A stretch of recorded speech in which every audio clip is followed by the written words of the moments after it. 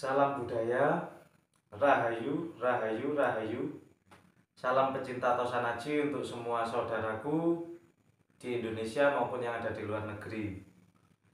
Terima kasih untuk semua saudara-saudaraku yang sudah mendukung channel saya, Vicky Wijaya, dan sudah subscribe, like. Semoga semua saudaraku diberi kelancaran, keberkahan, dan sehat walafiat. Hari ini saya akan mereview 3 keris, yaitu keris yang berdapur naga siluman. Nah, ini saya mau memberitahu atau mengedukasi kepada semua saudaraku perbedaan keris naga siluman yang asli original sepuh sama yang kamardikan ataupun sepuh tapi owahan. Langsung saja ini kita buka kerisnya ya saudaraku.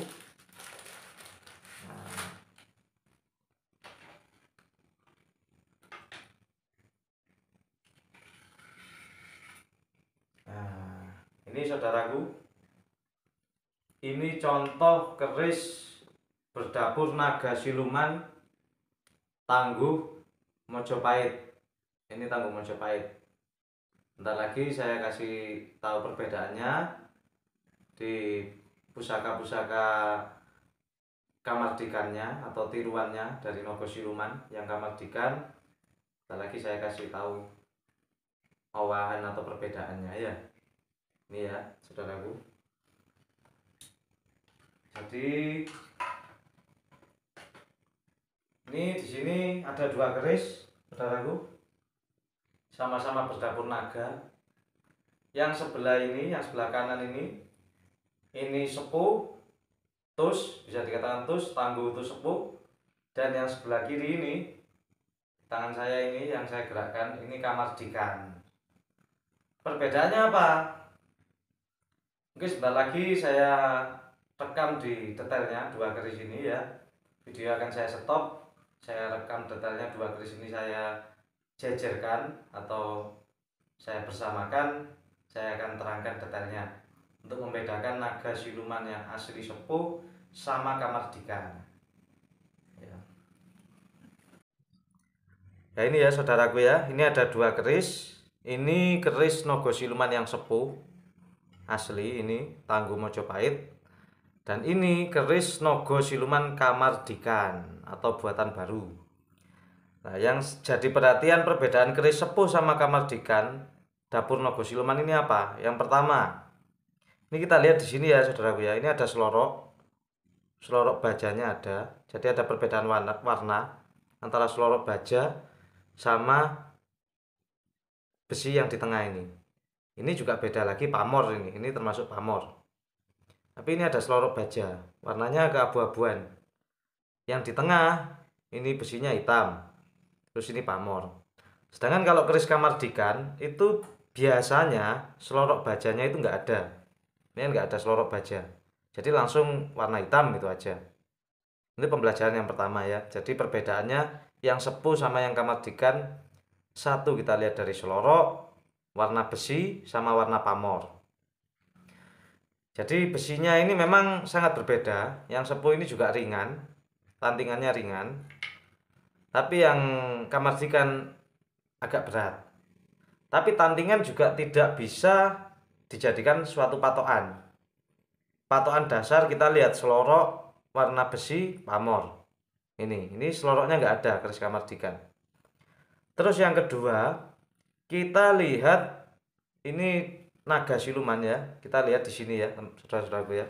Kepalanya ini pasti besar, wungkul.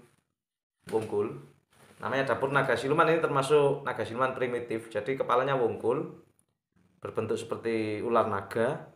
Sampai ke sini ini badannya sudah nggak ada karena namanya memang naga siluman ya. Terus kalau perbedaannya naga siluman yang owahan, besinya sepuh tapi owahan, itu saudaraku harus hati-hati. Jadi di sini kita lihat. Nah, di kepala ini kalau di sini ada besi yang warnanya tidak sama, ya saudaraku ya. Ini videonya agak susah didetailkan ya saudara. Nah di sini kalau ada warna besi yang tidak sama itu namanya kadang besinya memang sepuh, tapi di sini diapel. Diapel itu maksudnya apa? Ada keris tilamupe, terus diukir bentuk naga. Di sini besinya ditambahi besi lagi, biar terlihat naganya besar. Ini edukasi ya teman-teman ya, saudaraku, sharing ya. Dari pengalaman saya banyak beredar di pasaran naga siluman, naga siluman, naga siluman. Tapi ternyata ndak original. Jadi di sini ada apelan. Maksudnya apa apelan itu? Misalnya keris tilamupe diukir naga, kemudian di tengahnya ini disisipi besi, besi lain. Jadi warna besinya nggak sama. Antara di tengah sama besi aslinya, besi kerisnya ini nggak sama warnanya. Gitu. Ini kita agak kesulitan memfokuskan. Kita coba lagi ya, saudaraku ya. Nah, ini. Jadi warna besi di tengah kepala, saya ulangi lagi. Warna besi di sini biasanya disisipi besi lagi. Sama orang-orang yang ngowah keris. Misalnya keris itu berdapur tilam upi, terus diukir kepala naga siluman. Di sininya pasti dikasih besi sisipan. Jadi warnanya yang tengah ini nggak sama sama warna ini. Sedangkan ini nggak. Ini serat besinya juga kelihatan. Serat besinya juga kelihatan ini saudaraku ya. Ya, ini agak dekat ini. Ini serat besinya juga kelihatan. Jadi ini original. Ini serat besinya nyambung tetap jadi satu. Seloroknya juga ada ini, selorok ini. Ini warna abu-abu, hitam kehijau-hijauan, terus pamor, hitam kehijau-hijauan, abu-abu, ini pamor. Nah, perbedaannya jelas ya. Ini saya angkat yang kamardikan. Nah, kalau kamardikan kita lihat ndak ada selorok.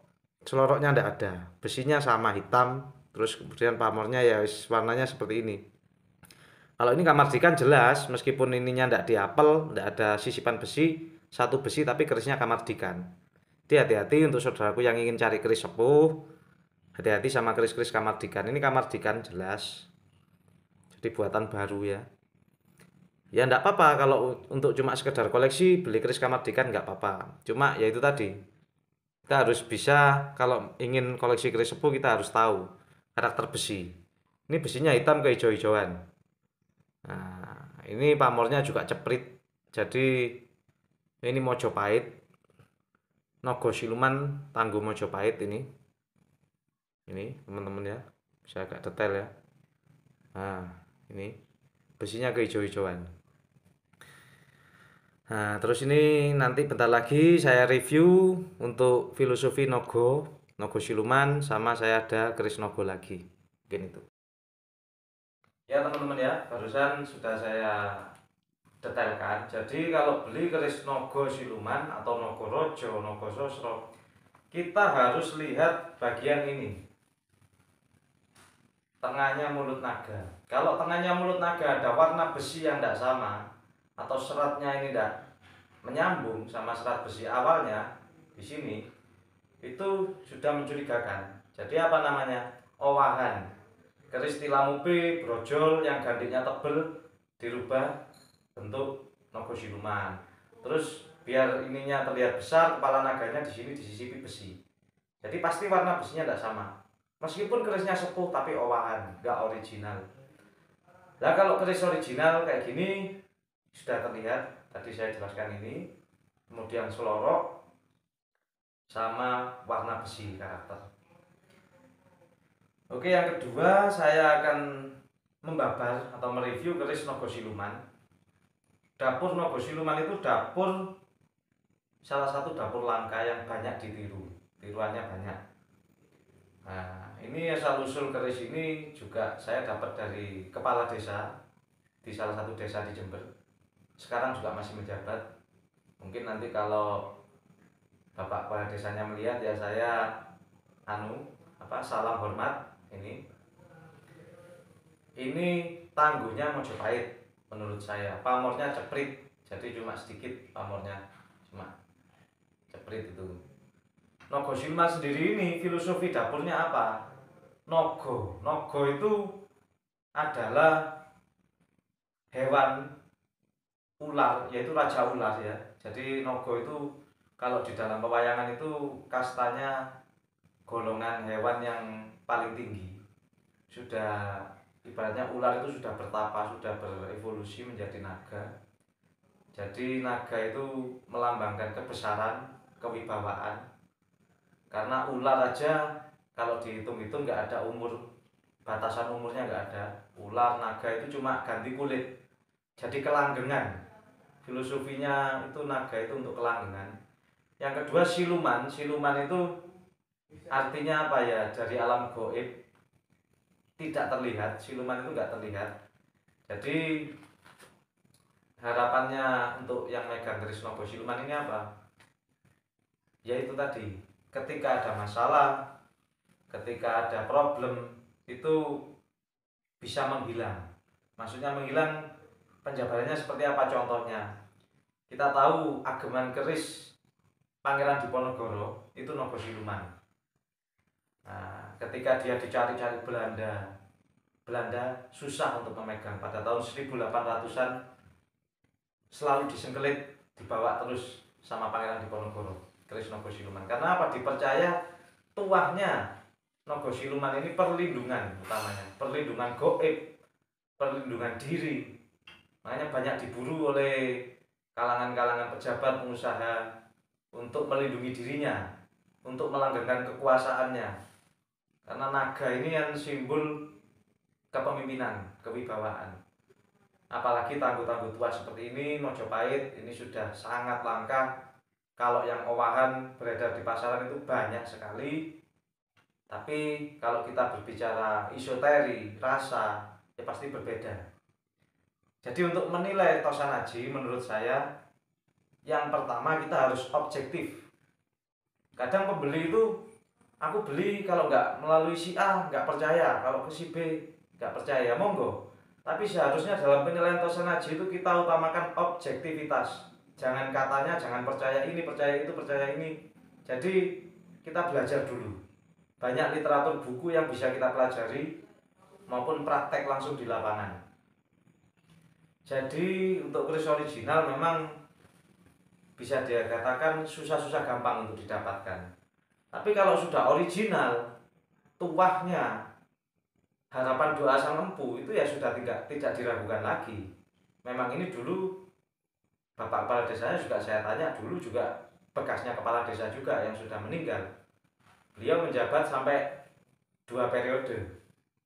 Jadi untuk kelanggengan kekuasaan itu butuh. Karena apa? Untuk tua perlindungan juga. Karena namanya orang menjabat di suatu jabatan, kelasnya desa aja, apalagi sampai bupati, wali kota, gubernur, pejabat yang lain, itu pasti serangannya itu ada. Ada yang nggak suka, ada yang iri, dengki, itu sudah sifat manusia. Jadi ini powernya juga untuk menunjang kekuasaan, perlindungan sang pemilik. Ini ya. Nah, ini rangkanya juga istimewa, masih originalnya. Ini rangkanya ini gayaman, peletnya sampir, ketimo, lawasan juga. Apalagi handlenya kendit, handlenya kendit, rangkanya lawasan. Ini juga masih asli original bawaannya. Rangkanya aja pelet sampir seperti ini sudah langka, di pasaran sudah langka. Handlenya kendit juga sudah langka, banyak diburu teman-teman pedagang maupun kolektor.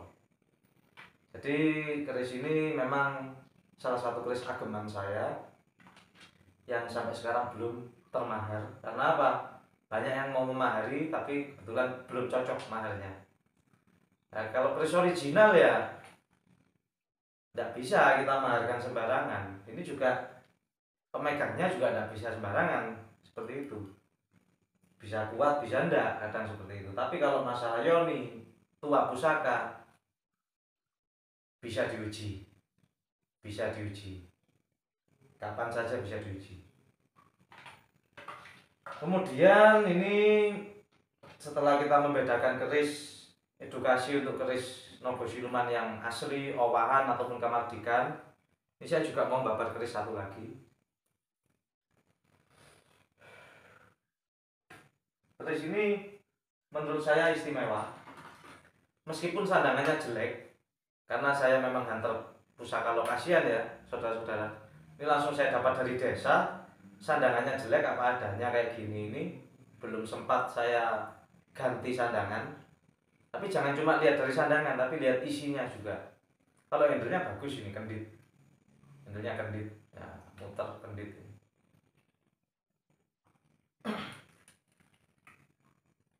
Wah, ini kerisnya. Nanti akan saya detailkan di video. Ini keris naga siluman, dapur naga siluman Look 5. Ini tangguhnya lebih mudah dari Nogo Siluman Mojopahit yang tadi, yang dapur lurus, Nogo Siluman yang lurus. Ini Look 5 ini era Mataram. Tapi yang menjadi istimewa di sini ini pamornya.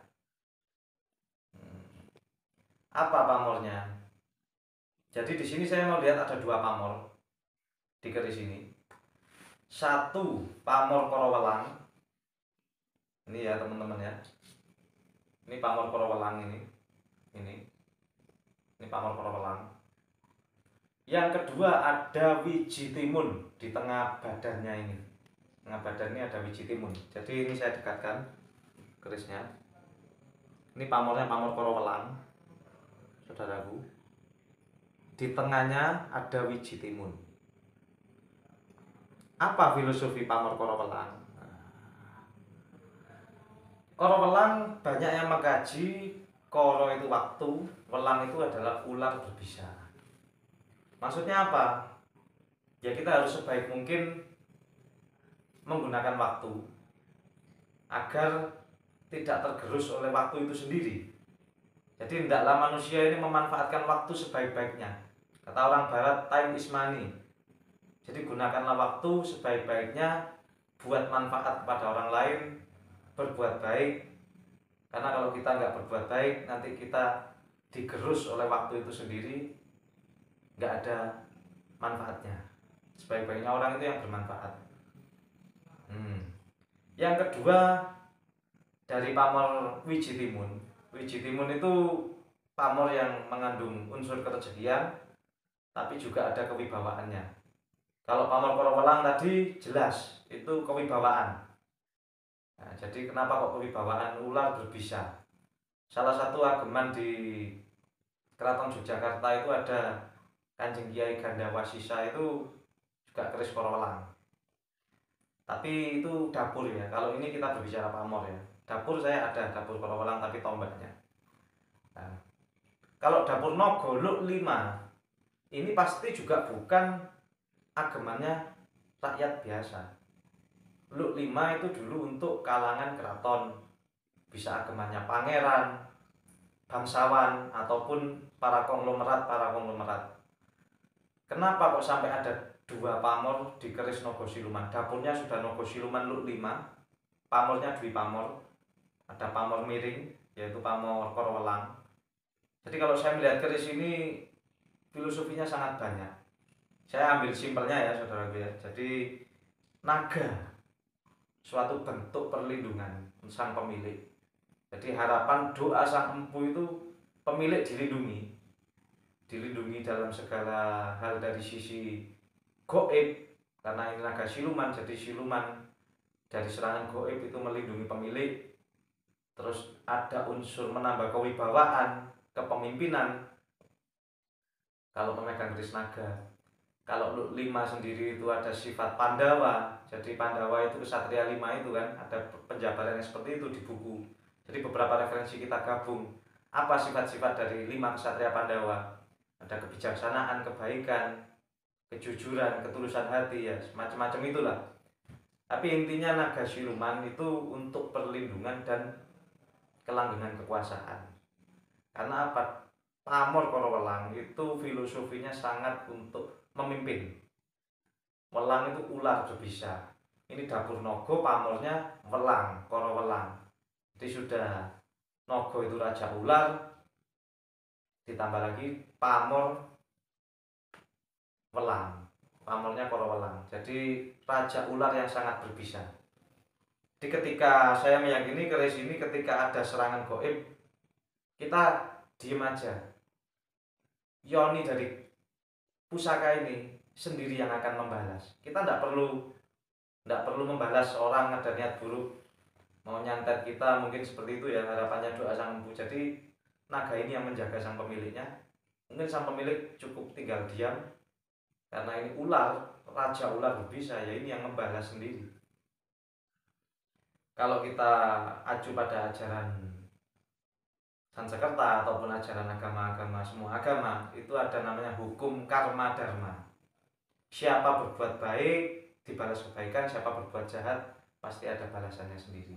Jadi ketika ada orang berbuat buruk kepada Anda, memfitnah Anda, pasti nanti ada balasannya sendiri. Tinggal waktu yang menjawab.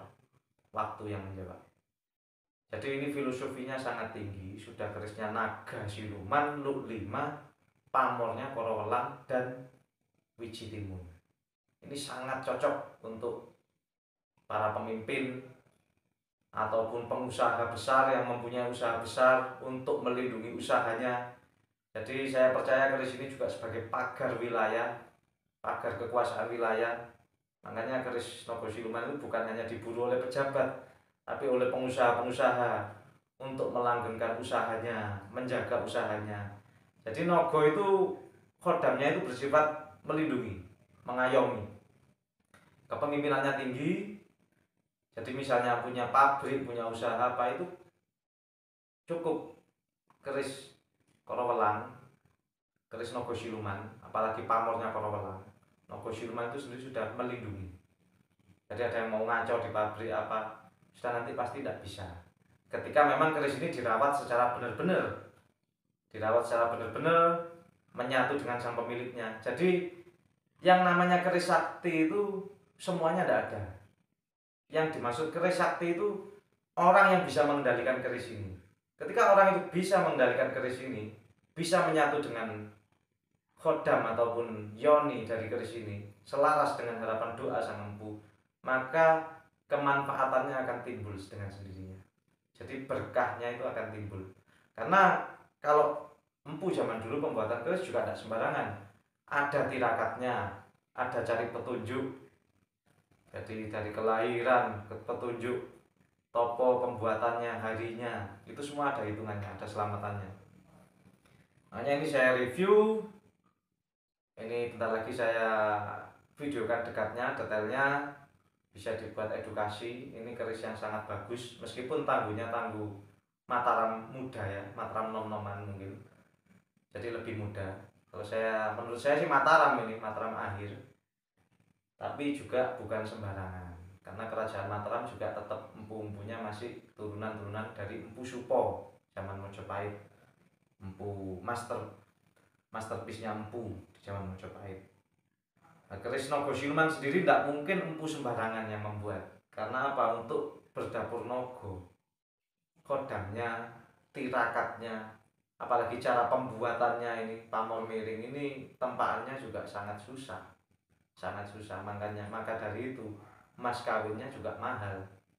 Jadi keris naga siluman dengan pamor-pamor miring biasanya memang sekarang dikejar sama pengusaha-pengusaha maupun pejabat-pejabat.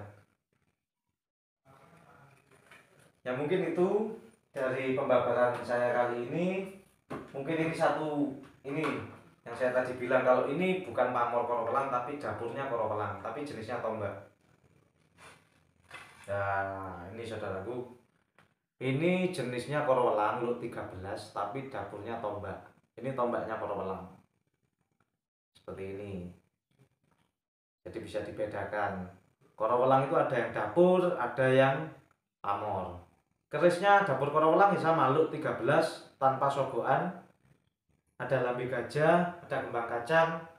Kalau nggak ada sogokan, Luk 13 itu kerisnya namanya keris Korowelang. Tapi kalau pamor ya seperti itu tadi, pamor yang kita bahas di keris. Mungkin dari saya itu dulu saudara-saudaraku. Semoga video ini mengedukasi, memberi pemahaman untuk semua saudaraku pecinta Tosanaji di Indonesia maupun yang ada di luar negeri. Ya harapan saya cari-cari pusaka di desa-desa yang tidak terawat, saya mahari, saya borong. Harapan saya apa? Supaya bisa lebih terawat. Malah saya senang sekali kalau ada kaum milenial, anak muda pegang pusaka. Karena kalau bukan kita, siapa lagi yang melestarikan budaya Indonesia Nusantara ini.